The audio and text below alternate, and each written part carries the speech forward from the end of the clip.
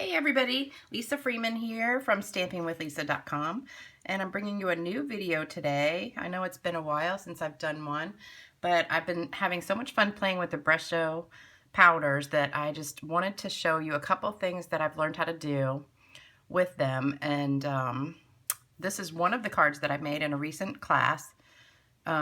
It's kind of like baby wipe technique a little bit, except instead of a baby wipe, which I didn't have any, well, actually, I did have some baby wipes, but when I opened the container, they were totally dried out, so I haven't done them in a while. So I said, well, let me just try it with a paper towel and see if it works. So it did work great, and I want to show you how I did this. So I'm using the stamp set Waterfront, which is a new favorite of mine. Excuse me, I'm kind of getting over a cold right now. And we're going to be using the mountain stamp, the tree stamp, the sun stamp, and the water stamp. And it's the easiest card. It looks like it's a lot of work, but it's really not. So I'm going to show you how I got this watercolor look. So first of all, I made two little kind of like ink pads. I just took these trays that I had in the cabinet that were, you want to try and find something that's pretty flat. And I wet the paper towels. I just took one paper towel, put it in there, and wet it. So it's kind of like going to be my ink pad.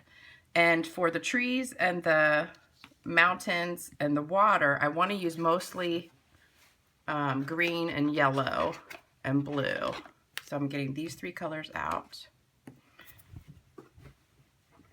And I'm going to start with the yellow and just put a little bit of that on there. And I'm just sprinkling it on. And then I'm going to put some green.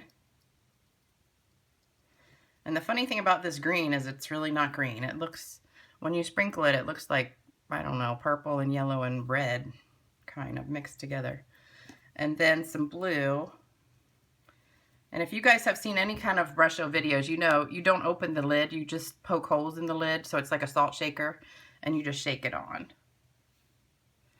And then, this is already soaking wet, but I'm going to just spritz it with my spritzer to make it even more wet. And that's going to kind of activate it all together.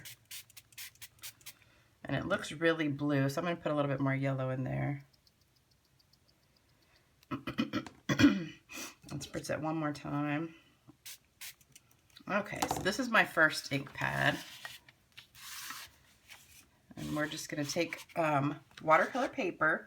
And this piece I've cut to 3 by 4.5. What I do is I take the big sheet of watercolor paper. It comes 9 by 6, so I cut it in half at 4.5 and half this way, so I get 4 out of a sheet.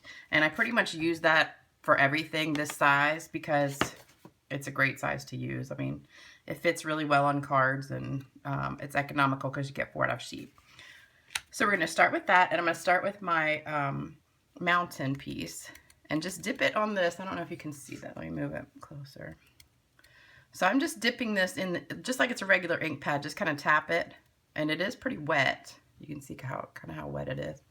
And I'm going to put it right on here and just press it. Oh, you know what I forgot? Is a little cushion, because it's photopolymer, so it works better if you have a cushion under it.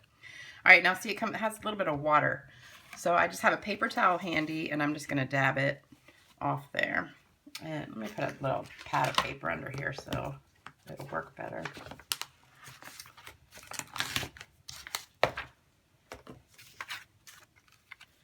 Okay. All right, then we're going to do that again. And it's soaking wet again. And I'm going to stamp it one more time. And that one came out pretty good. All right, and then dab that off. Now, if you want these darker, say I want a little bit more blue or a little bit more green on it, you can actually just sprinkle it right on the stamp a little bit. Put a little bit of blue on there. Maybe a little yellow. And dip it right again. And that'll just make it a little bit darker. And I'm going to try and go right over top of this. Whoops, almost dripped on my paper. Yeah, and that came out darker. Okay, so let me just dab that off. All right, so there's my mountains.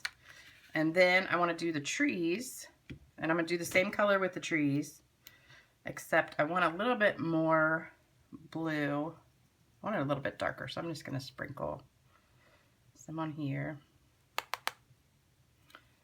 and maybe a little green, and then dab it in there. It's super juicy. Look how wet that is. All right, so then we're gonna stamp that on here. Oh, it's splattered. Uh-oh. All right, so dab that off. That's okay though. All right, now I want another set of trees, so I'm just gonna do that one more time. It is super, this one I really got too wet, I think. And then stamp it one more time, and then dab that off. Okay, so now I want to do the water. And the water is going to go right here. Whoops.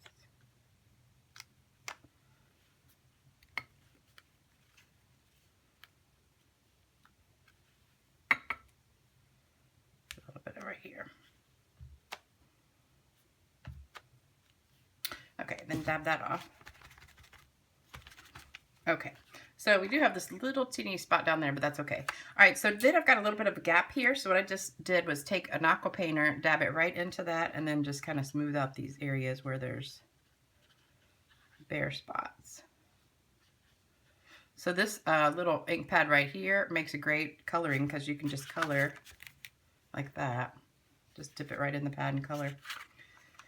And I really don't want that little teeny mark right there. So I'm just going to kind of bring this down a little bit. And that'll cover that right up.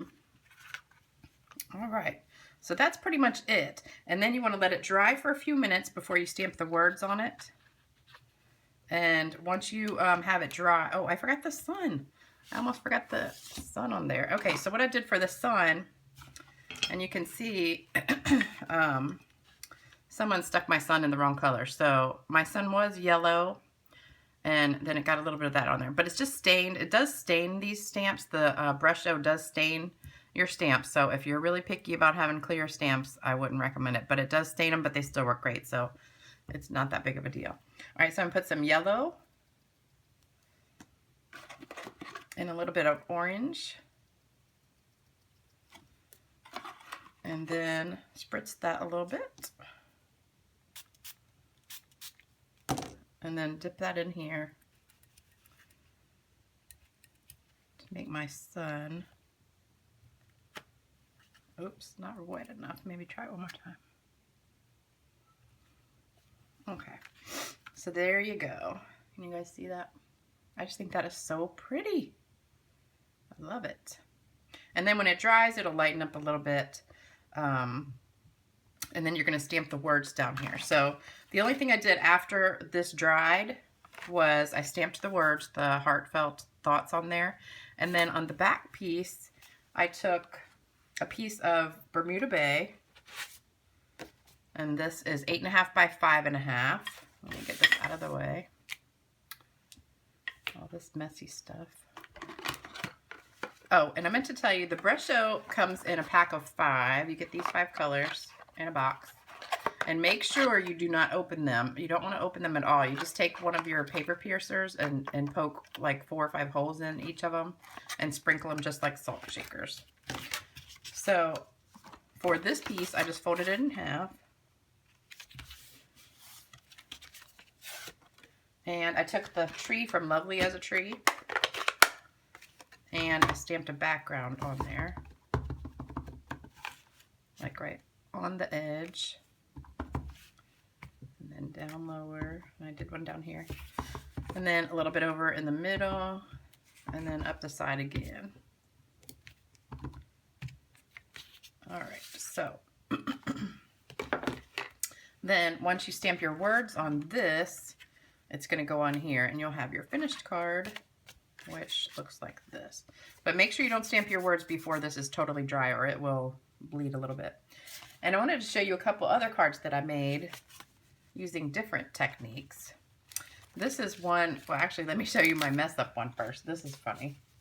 So here's one I did with the exact same technique, except I actually got a little bit of other spots on here, and I said, well, shoot, what am I going to do? So I took the spritzer and just spritzed it, and it kind of gave it a sprayed look, and I thought it came out pretty cool, but I don't like it as much as the one that is just plain.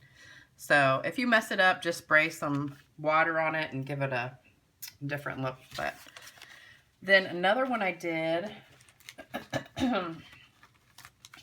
was this one.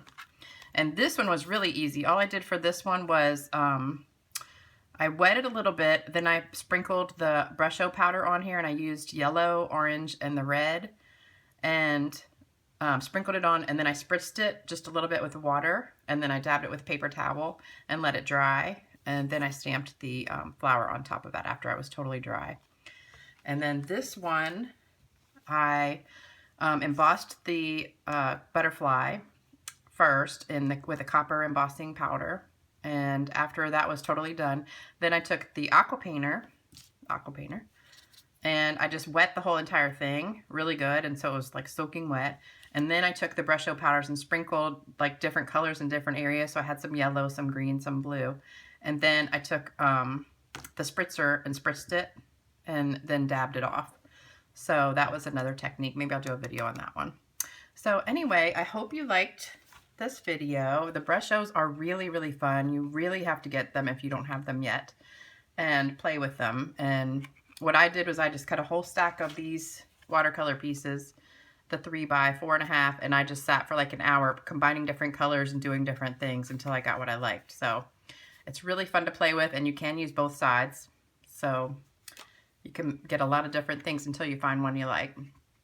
So I hope you guys have a great day, and stop by my blog at stampingwithlisa.com, and I'll have all the details on there. Thanks a bunch.